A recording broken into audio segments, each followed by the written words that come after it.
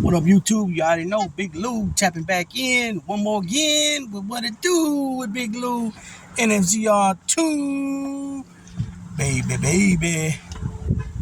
So as you can tell from that thumbnail, or maybe you can't tell from that thumbnail, because a lot of you folks that follow my channel may not be up on game or know much about the CN Cosa Nostra, right? The Italians. That is the the bigger gentleman. I think he's on the left side of the thumbnail. Is Domenic CiCale, who's a former member of the Bonanno family, ex-capo. And on the left side is Mikey D. Leonardo Sr., aka Mikey Scars of the Gambino family, also ex-capo. Both of these guys were powerhouse figures in the family, in their respected families at the time. Domenic CiCale was very close to acting boss Vinny, who they call Vinny Gorgeous Baciano. But that name was more of a name given by the media. He was mostly known as Vinny Beef, or Vinny from the Bronx. Vinny B as in Vinny Baciano. He was acting boss for a minute, and then he ended up getting ratted on by the legitimate boss of the family, Joe Massino, when Joe Massino decided to cooperate with the government and wear a wire while locked up at MDC Brooklyn. Yeah, I'm pretty sure it was MDC Brooklyn. If it wasn't MDC Brooklyn, then it was MDC. I believe they got another one in Manhattan, I believe. And that's the difference between the southern and the eastern districts of New York, if I'm not mistaken. If I am incorrect about that, and somebody does know the real name, not the real name, but the real location of when this went down, please drop it in the comment section and correct me. And then Mikey Scars was very close to John A. Gotti, also known as John Gotti Jr. Mikey Scars family goes back over 100 and some, about 120, 130 years with Cosa Nostra in the Sicilian Honor Society, as Joe Bonanno put it. His grandfather was very close to Salvatore D'Aquila, and I believe, if I'm not mistaken, his father used to drive for Paulie Zach's dad. I can't think of Paulie Zach's dad's name right now, but very rich, very entrenched in the history of Cosa Nostra in the United States. But the reason this video is, the reason I'm dropping this video is because these guys, it was dropped on another content creator's channel today, which I don't watch that channel, but for some reason they popped up in my feed today. So I went ahead and caught my interest. So I hit it and I started listening.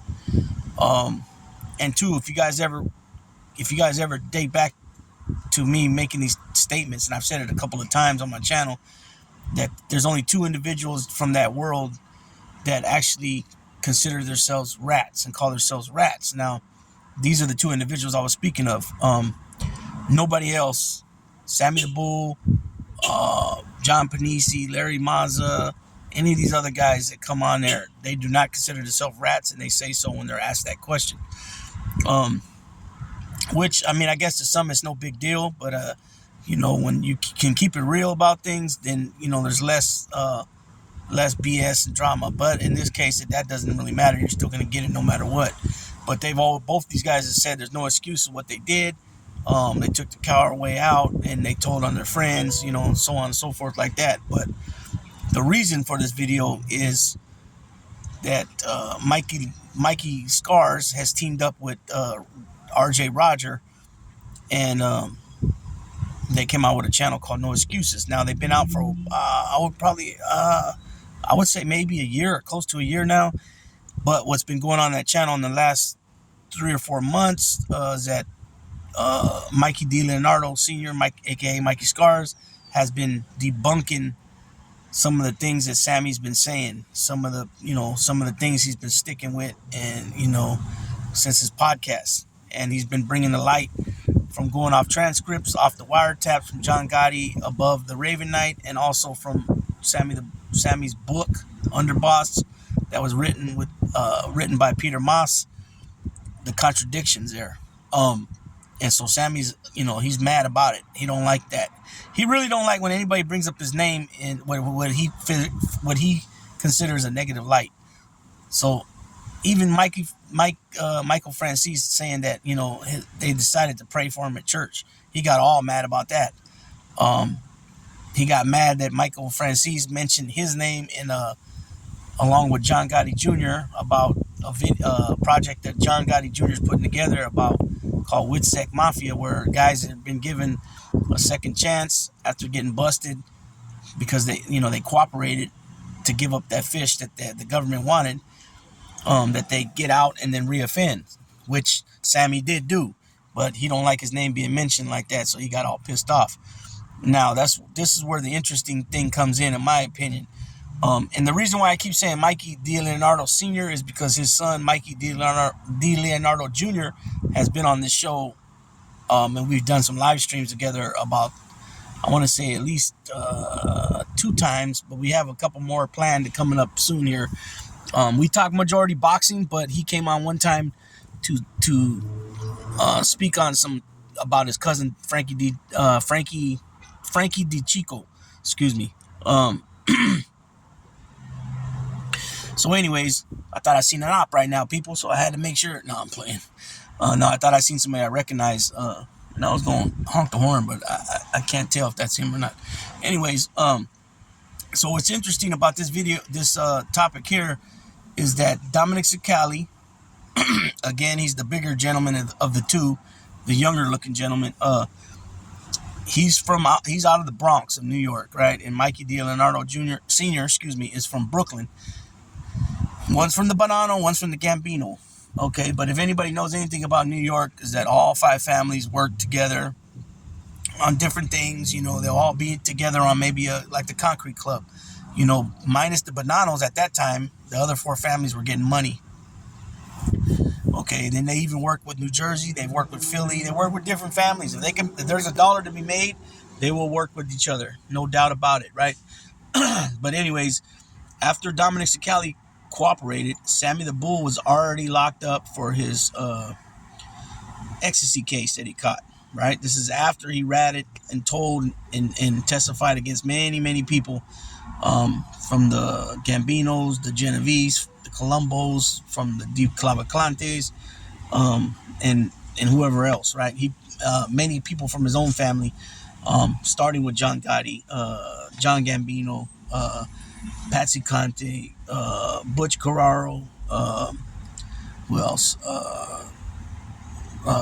Robert Cabert, Bobby Cabert, Lorenzo Di Menino, or Lorenzo Menino, excuse me. Vincent DeChin Gigani, John Riggy from New Jersey. Excuse me. So Domenic CiCale, he ended up rolling on Vincent Basciano. I can't think of Donato's first name. I know he told on Ace Aiello. I'm pretty sure he gave him some information about Mike Mancuso, Bruno Indelicato. Some of the upper echelon guys. Tony Urso, Tony Green. I'm pretty sure, they had some 302s on different things that they probably asked him and he told them, right? So anyways, so he did a lot of time. I don't know how much time, but him and Sammy the Bull became, they got kind of cool and according to Domenic, he says that, Sammy's an OG and he deserves a lot of respect, and I don't see how. Me personally, I don't see how. I mean, yeah, was he a force to be reckoned with at one time on the street? You're darn right. But once he made the decision to tell, he went asshole backwards, in my opinion. And the reason I'm saying that is because he's been trying to change history. And that's the point that I don't believe that that Dominic's getting about all this. Mikey Scars was around back then. If you guys don't know, after Sammy the Bull ratted, John Gotti gave Mikey Mikey Scar's majority, if not all, of Sammy the Bull's operations that he had going on with the construction, with the union, and things of that nature. So, according to Sammy, John Gotti Sr. didn't even like Mikey Scars. But why, if that was the case, then why would he put Mikey Scars in such a responsible, wouldn't you think he would be looking for somebody that he can trust, that he liked, to be handling that kind of money for the family that was going to be coming back his way? You know what I'm saying? So it just doesn't make sense. Sammy's been proved to be a liar, because he's saying things now that was opposite of what he said in his book. So it's basically like this: were you lying then or you lying now? It's that simple. And so the big part of all this, though, is the mystery. In my opinion, what I would like to see what happens at the end of it is that, like I already mentioned earlier about Mikey Francis mentioned Sammy the Bull, that he prayed for him. Him and his family prayed for Sammy the Bull and his family in church, and he got all mad about that. Then he got mad that he mentioned him and John Gotti Jr. in the same sentence on a video. You know what I'm saying? So if he's going to get mad, and then he got mad at Mikey Scars for Mikey Scars mentioning him the first time that he brought him up. So if he's getting mad at stuff like that, I'm pretty sure he's going to have a lot to say and feel a certain type of way towards Domenic CiCale for actually meeting up with Mikey DiLeonardo, aka Mikey Scars, because from my understanding, they both Domenic CiCale and Mikey Scars DiLeonardo both had to drive roughly 2 hours for their meetup destination. Okay, so that's not that's not just getting in the car and going downtown. You know what I'm saying? That's a decent little drive there. So Sammy's gonna look at it like, damn, man, you got in the car to go meet up with this dude who's been talking all this shit about me, because in his mind he's talking shit about him, when he's really just trying to correct what this guy's trying to put out false information for everybody. And he's not going to be, I don't think he's going to take this lightly. I think he's going to make a stink about it and probably call out, make some type of reference towards Dom, or even pick up the phone and call him if they got, if he has his number like that. Or I'm pretty sure he'll have his people contact his people via email or whatever he has to do to get into contact with him and probably tell him off. You know what I mean? Or try to get to the bottom of, like, what are you really trying to get to here? If it's not something that Sammy didn't sanction. Because remember, Sammy's the pod father, right? He's the podcast father. He still thinks he's that guy. You know what I'm saying? So I don't know. We'll see what happens.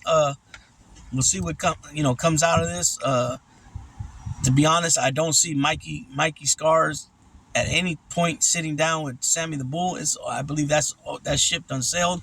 That friendship's over with. Because if you guys don't know, Mikey Scars has known Sammy the Bull since he was about 6-7 years old, because Sammy the Bull is about 10 years his senior, and he was about the same age as Robert DiLeonardo, which was Mikey Scars' older brother, who was killed.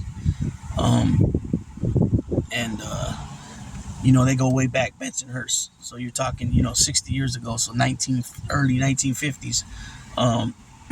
Right? Let me see. Yeah, he's 68 years old, so that would make him being born in 1955. Yeah, so they go back to about 1962, 1963, something like that. So 60 years ago. So it's gonna be a little interesting to see where this goes. But this is another little video I wanted to put out there. I got other videos up that I haven't dropped yet that are on deck. I just ain't. I've been meaning to drop them, and then when the time comes, and goes, and then it's whatever. So I dropped these two now. I'll probably drop something else later tonight, or may save it for tomorrow. But I definitely got to drop some on Teofimo Lopez. Also on just getting closer to Bud Crawford, Errol Spence. I think we got some good UFC fights coming up this weekend. If it's not this weekend, it's next weekend. They got a nice fat card with a lot of good fights on it. I also got to drop the Regis Porteous video, because I only dropped thus far the Tim Tszyu video. Regis Porteous fought in his hometown of Louisiana. He fought Danielito Zorrilla. So I wanted to touch that a bit. And I got another one that I want to. Oh yeah, I have another one I want to drop on what's been going on on the YouTube yada. You know what I'm saying? I already dropped one on EBK and Dreamer de Cortico. You know the way they handle that. But there's some other videos I want to drop. Oh yeah, I want to also speak about the you know Dubs came out with this Sam thing. Shot at minor. And I want to speak on that because, in my opinion, it's just straight bullshit to try to go that angle. You know what I mean? And that's nowhere to be found nowhere. As far as it ain't nowhere on black and white. So I don't give a fuck what the fuck anything about anything. If nobody was charged for it and definitely not convicted of it, or have it on their jacket, it means diddly shit at the end of the day. You know what I mean? So I don't want to take away from this video what I'm talking about here and lose anybody. So just wait for the next couple videos in the next couple of days, and you guys will understand. With that being said, Big Lou, champ, champ, champ, champ. Daisy, where you at, girl? She's right there, but I can't see her head. We're going to go ahead and tap on out.